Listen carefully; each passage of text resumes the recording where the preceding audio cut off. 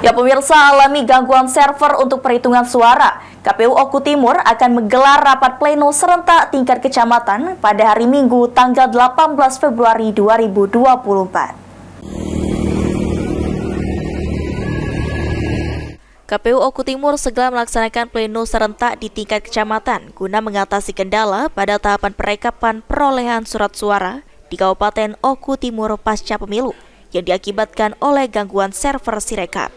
Sunarko, Ketua Divisi Teknis Penyelenggara KPU Oku Timur menyampaikan, pleno serentak di tingkat kecamatan akan dilaksanakan pada hari Minggu tanggal 18 Februari 2024.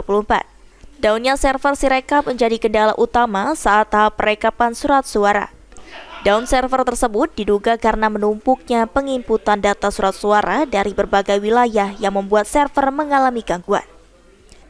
Ditambahkan Sunarko, untuk mengatasi hal tersebut, pada saat rapat pleno tersebutlah C1 pleno akan dibuka segelnya dengan disaksikan oleh saksi-saksi dan C1 pleno akan diinput ke aplikasi Sirekap.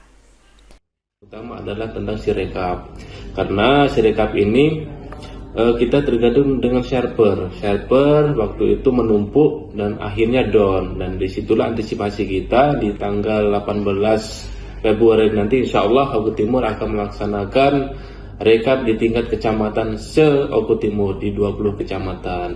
Dan untuk antisipasi untuk Sirekap yang sampai saat ini belum tercover di Oku Timur ataupun belum 100%, salah satunya adalah pas waktu rekap di tingkat kecamatan itu kita mengupload ulang. Itulah nanti tugas daripada PPK, kita sandingkan dengan C1 hasil plano, kita upload ulang untuk mempercepat yaitu tahapan rekapitulasi di tingkat kecamatan. Elvanri Jeffriyadi, PAL TV.